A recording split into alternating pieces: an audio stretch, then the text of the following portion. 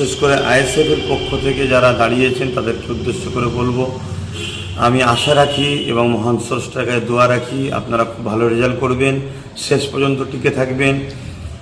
তথাকথিত কিছু মিডিয়ার খবর দেখে যেন নিজেদের মধ্যে মতানৈক্য তৈরি করবেন না, বেরিয়ে চলে আসবেন না, শেষ পর্যন্ত থাকবেন। কেন চারিদিকে কান পাতলে যেটা দেখা যাচ্ছে, 15 বছর মানুষ ভোট দিতে পারেনি, ভোট দিতে পেরেছে। এবং নওশাদ সিদ্দিকী যে মানুষের জন্য, দেশের জন্য এবং সংবিধানকে সামনে রেখে যে কাজ করছে, তাতে সর্বশ্রেণী সর্বধর্মের মানুষ নওশাদের উপর একত্র হয়েছে। তাই ব্যাপকভাবে যে ভোটটা পড়েছে, কোনো জায়গায় 92, 95, 98% তাতে আশা রাখা যাচ্ছে। এবং কান পাতলেও শোনা যাচ্ছে যে আইএসএফ যে জায়গায় দিয়েছে খুব ভালো রেজাল্ট করতে চলেছে। তাই আপনারা শেষ পর্যন্ত থাকবেন।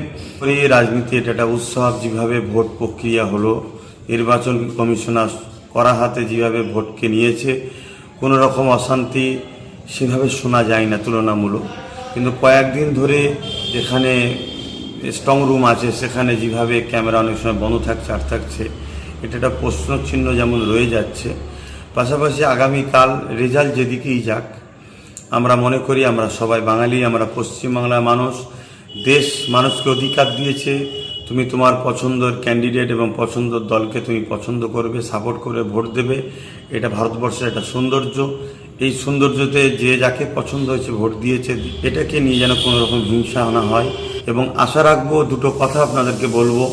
নিশ্চয়ই আপনারা, আমি সবাই জানি, লক্ষ লক্ষ মানুষ এখন তাদের নাগরিকত্ব ভোটার তালিকা অনিশ্চিত হয়ে আছে।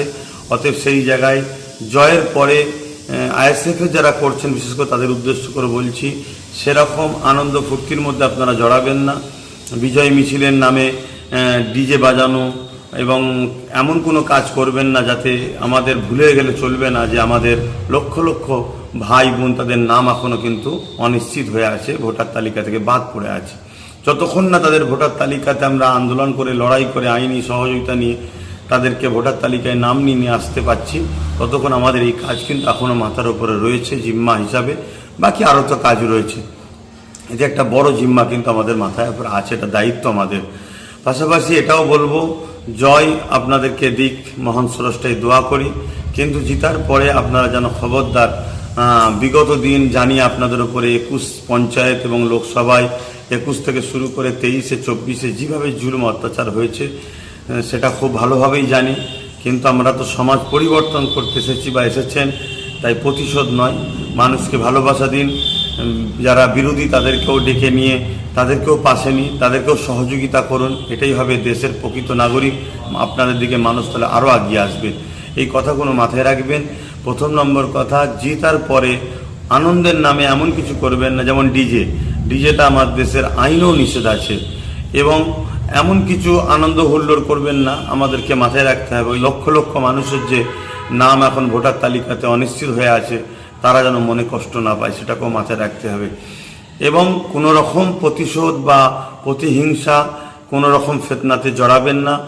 জানি আপনাদের অনেক জুলুম করেছে, কিন্তু যে মাফ করে সে মাফকারী কিন্তু অনেক বড় মানুষ হয়, এটাকে মাথায় রাখবেন। আশা রাখছি আপনাদের জয় কামনা করছি মহান স্রষ্টার কাছে। বিশেষ করে আইএসএফ যেসব জায়গায় দিয়েছে, তাদের আল্লাহ যেন জিতায়, মহান স্রষ্টা অনেক ভালো রেজাল্ট করায়, এই দোয়া করছি।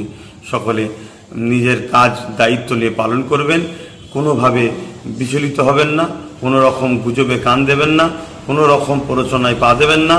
তথাকথিত গদি মিডিয়া বিগত সময় হিসাব করেছে, আর রেজাল্ট বাইরে হওয়ার আগে দেখিয়ে দিয়েছে অনেক সিট অমুক আগিয়ে আছে, এরকম কোনো খবরে গুজবে কান দিয়ে নিজেদের মনকে ভেঙে ফেলবেন না। আশা রাখছি আপনারা সুস্থভাবে কাজ করবেন। ভালো থাকেন।